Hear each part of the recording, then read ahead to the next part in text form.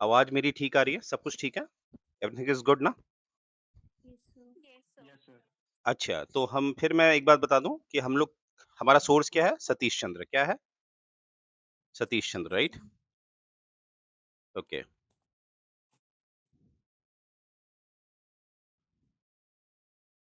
चलिए। अब देखिए Kiran ji, very good evening.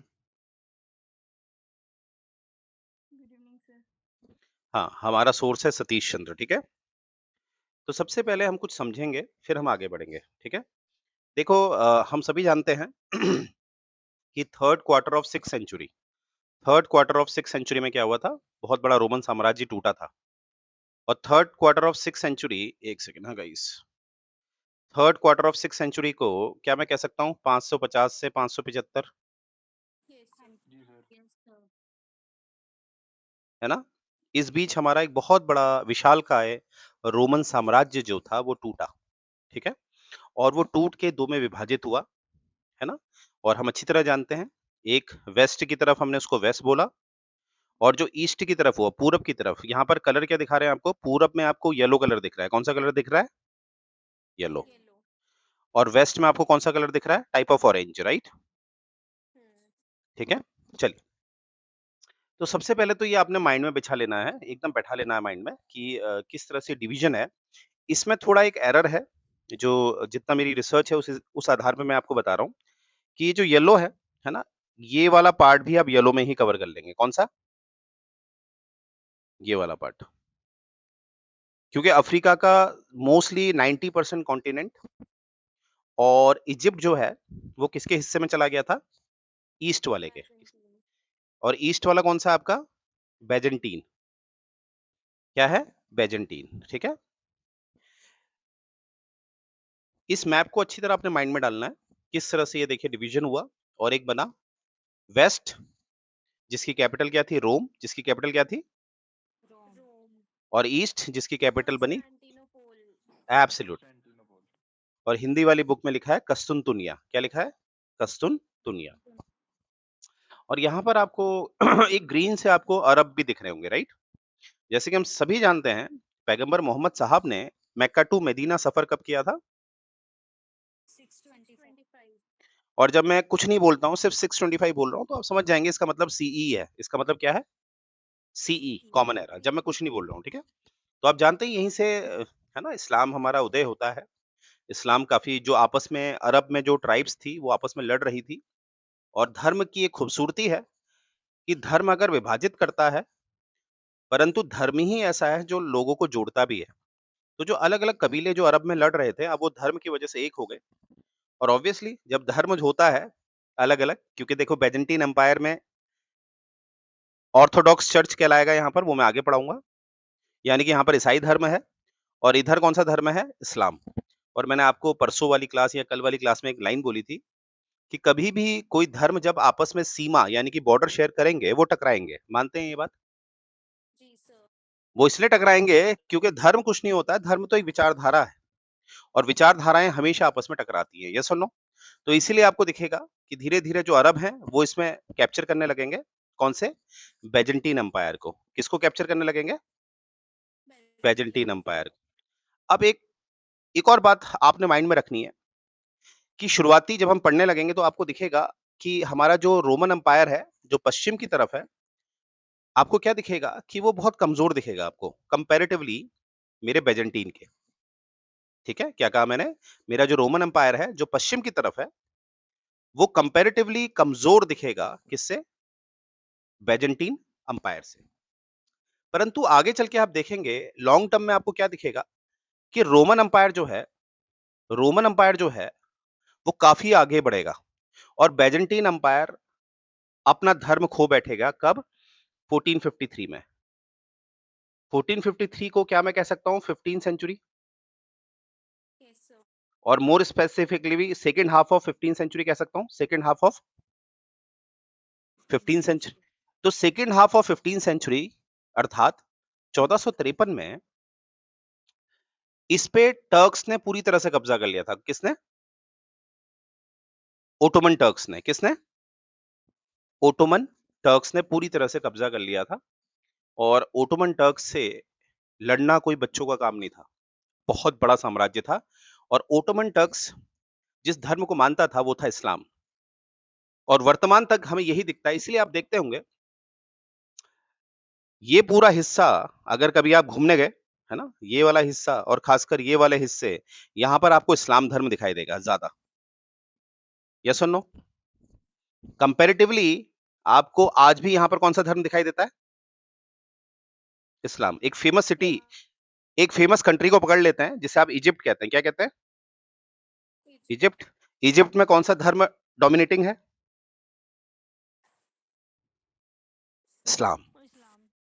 ठीक है, तो आइए अब आगे बढ़ेंगे, पर एक क्विक रिवीजन करते हैं। हमने क्या देखा? बहुत बड़ा रोमन साम्राज्य थर्ड क्वार्टर में टूटता है ऑफ 6th सेंचुरी और दो में विभाजित होता है, रोमन अंपायर और बेजेंटीन अंपायर।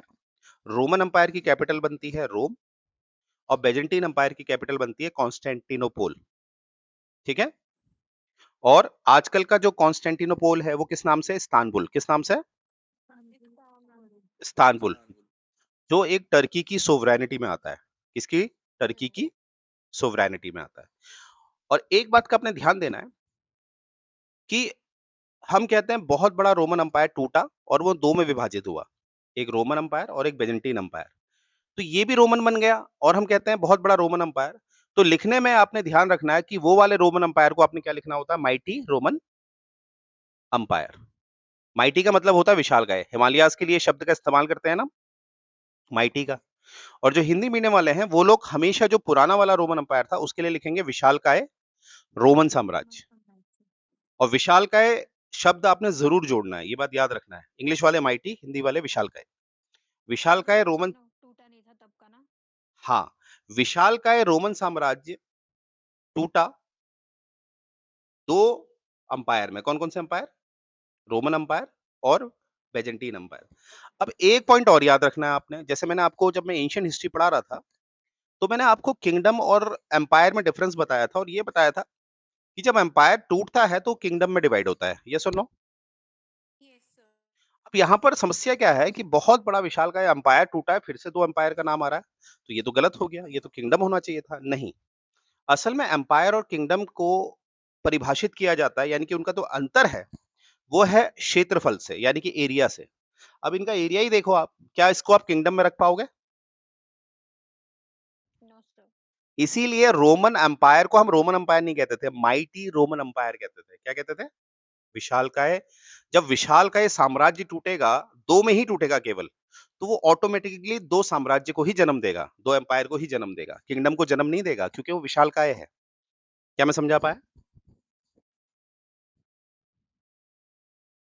कोई ऐसा जिसको, तो ये छोटे छोटे आपके ना मेंस में आपको ये ध्यान देना है। देखो सिविल सर्विसेज कुछ नहीं है, आपने कोई बड़े बड़े रॉकेट साइंस नहीं पढ़नी है, आपने बारीकियों में ध्यान देना है। क्या मैं समझा पाया ये सब बातें? जी सर। ठीक है, चलिए, तो इतनी चीजें अगर आपको समझ में आ गई हैं तो आगे बढ़ते हैं। ठीक है, स्टोरी आगे बढ़ाते हैं। तो यहां पर हमें दिख रहा है कि स्टोरी ज्यादा है, ये 1000 सालों की, खासकर ये 1000 साल, यानी कि 1000 साल 8th सेंचुरी से 18th सेंचुरी। तो 8th सेंचुरी से 18th सेंचुरी 1000 साल हो गए। अब इन 1000 सालों में क्या हुआ? इन 1000 सालों में क्या हुआ? काफी परिवर्तन हुआ। कहां पर परिवर्तन हुआ? यूरोप में, क्योंकि आपको पता है कि यूरोप में डिवीजन हुआ, यूरोप टूटा था, माइटी रोमन एम्पायर टूटा और वो दो साम्राज्यों में विभाजित हुआ। अब मुझे बताइए, टेक एन एग्जाम्पल, ऐसा ना हो पर एक एग्जाम्पल के लिए मैं आपको बता रहा हूँ कि मैं आपको बड़े कूल माइंड से पढ़ाता हूँ। ठीक है, बड़े कूल माइंड से, आपने देखा होगा एंजॉय करते हुए पढ़ाता हूँ। अब समझ लीजिए मेरी शादी हो गई, मेरी घरवाली बहुत खतरनाक है, टेंशन टेंशन दे रखी। अब आप मुझे बताइए, क्या मेरा और आपका संबंध ऐसा ही रहेगा जब मेरी शादी हो जाएगी और ऐसी से हो जाएगी जो मेरे को जीने नहीं दे रही, पढ़ने नहीं दे रही? तो क्या मैं इस लेवल में क्लास पढ़ा पाऊंगा आप लोगों को? No sir. यानी कि उथल पुथल किसी के जीवन में होता है या किसी भी क्षेत्र में होता है तो उसका असर आसपास के लोगों पे आएगा। यस और नो? रुको यार, मुझे टचवुड करने दो यार। कर लिया टचवुड। चलिए, चलिए आगे बढ़ते हैं। अब यही चीज हुई, जैसे बहुत विशालकाय साम्राज्य टूटा, उससे पहले जाते हैं। विशालकाय साम्राज्य भी जीवित है। मैं चौथी 5वीं शताब्दी की बात कर रहा हूँ। आई रिपीट, मैं कौन सी शताब्दी की बात कर रहा हूँ? चौथी पांचवी। बहुत अच्छा ट्रेड हो रहा है, बहुत अच्छा व्यापार हो रहा है ओरिएंट के साथ। किसके साथ? ओरिएंट। जैसे आपको पता ही होगा, I was in the bank, और कौन सा बैंक था? ओरिएंटल बैंक ऑफ कॉमर्स, जो अब मर्ज हो चुका है। आपको पता ही है किसके साथ? पंजाब नेशनल बैंक के साथ। पीएनबी। तो ओरिएंट या ओरिएंटल बैंक ऑफ कॉमर्स आपने सुना होगा। ओरिएंट का क्या मतलब होता है? सर ओरिएंटलिस्ट वो होते हैं ना, वो जो व्यापार करने आते थे, मतलब यहाँ की कंट्री से, जो आज की साउथ ईस्ट एशियन कंट्रीज है, तो ओके, उनको वो ओरिएंट करके डिनोट करते थे, मतलब कौन करता था ओरिएंटलिस्ट। डिनोट? सर जो बाहर से आते थे व्यापार करने। Absolutely, very good. ऐसा था, जो यूरोप के लोग थे, चाहे वो, अब देखिए उस समय जैसे आज हम जीएसटी कहते हैं ना, गुड्स एंड सर्विसेज कहते हैं, पर उस समय सिर्फ गुड्स ही होते थे। क्या होते थे? गुड्स ज्यादातर। तो यूरोपियन ने जो गुड्स आपके एशिया से मिल रहे हैं, खासकर India, China, south east Asia, यहां से जो भी प्रोडक्ट मिल रहे हैं, उनको वो एक ही नाम देते थे। उन प्रोडक्ट को वो लोग क्या कहते थे? ओरिएंट। यानी कि अब ओरिएंट को परिभाषित कैसे करेंगे हम? ओरिएंट मतलब है वस्तु, यानी कि गुड्स, जो किससे संबंधित थे? एशिया से। किससे संबंधित थे? एशिया से। एशिया। ठीक है। और मोर स्पेसिफिकली इसमें आपको आएगा साउथ एशिया, इसमें आपका आएगा south Asia and south east Asia. ठीक है, इवन चाइना। अब आप लोगों ने क्या करना है, इस क्लास के बाद आपने एक बार एशिया का मैप देख लेना है और एशिया का मैप को समझ लेना है। एशिया का मैप भी डिवाइड होता है ना, साउथ ईस्ट में डिवाइड होता है, साउथ एशिया में डिवाइड होता है, सेंट्रल एशिया में डिवाइड होता है। इस तरह से आपने एक बार रिसर्च कर लेनी है। तो इन शॉर्ट हमने क्या देखा, ओरिएंट का क्या मतलब है? ओरिएंट का मतलब है वस्तुएं जो कहां से संबंधित हैं? एशिया से। और ये ओरिएंट शब्द को किसने उत्पन्न किया है? वो है यूरोपियंस। क्या मैं समझा पाया? अगर मैं ये समझ पाया हूं या मैं आपको समझा पाया हूं, तो मैं एक स्टेटमेंट दे रहा हूं, बताइएगा ट्रू है फॉल्स है। मैं कह रहा हूं कि वास्को ड गामा भारत में आया और अपने 3 जहाजों को उसने ओरिएंट प्रोडक्ट से भरकर ले गया। ट्रू है सर। ट्रू है सर। ट्रू। ट्रू है ना? बिल्कुल। चलिए, ये बात आपको समझ में आ गई है, वेरी गुड।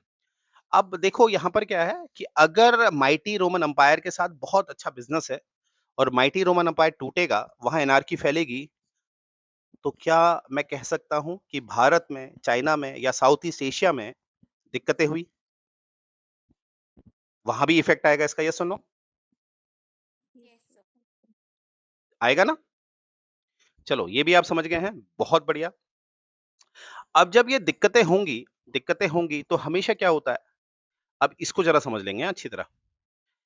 जो मैं बता रहा हूं उसको अच्छी तरह समझेंगे, कहीं भी डाउट होता है मुझसे एकदम पूछेंगे। अब देखिए, अब ये मैंने बहुत बड़ा माइटी रोमन एम्पायर बनाया है, इसको मैंने तोड़ दिया है। ये हो गया वेस्ट, ये हो गया ईस्ट।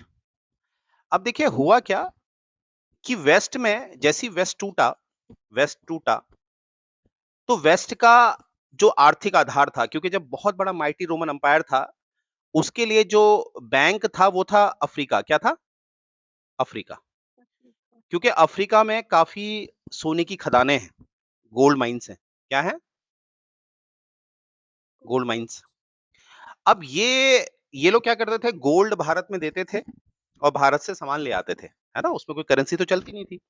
अब ये अफ्रीका वाला पार्ट जहां पर गोल्ड माइंस है, वो किसके हिस्से में चला गया? ईस्ट बैजेंटीन।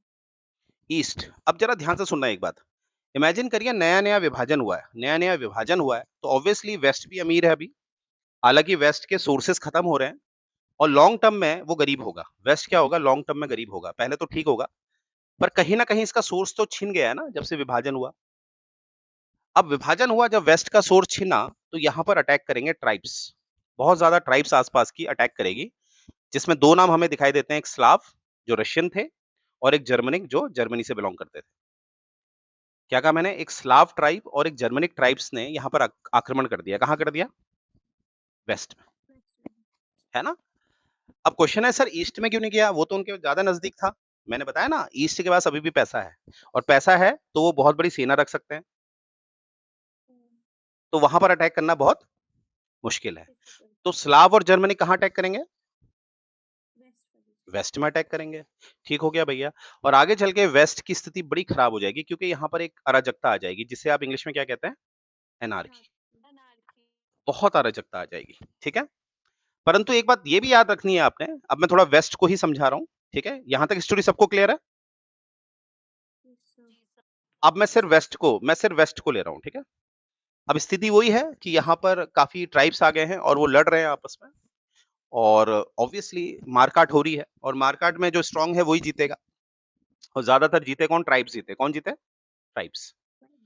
अब हुआ क्या? ट्राइब्स ने देखो उस समय क्या होता है, ट्राइब्स जो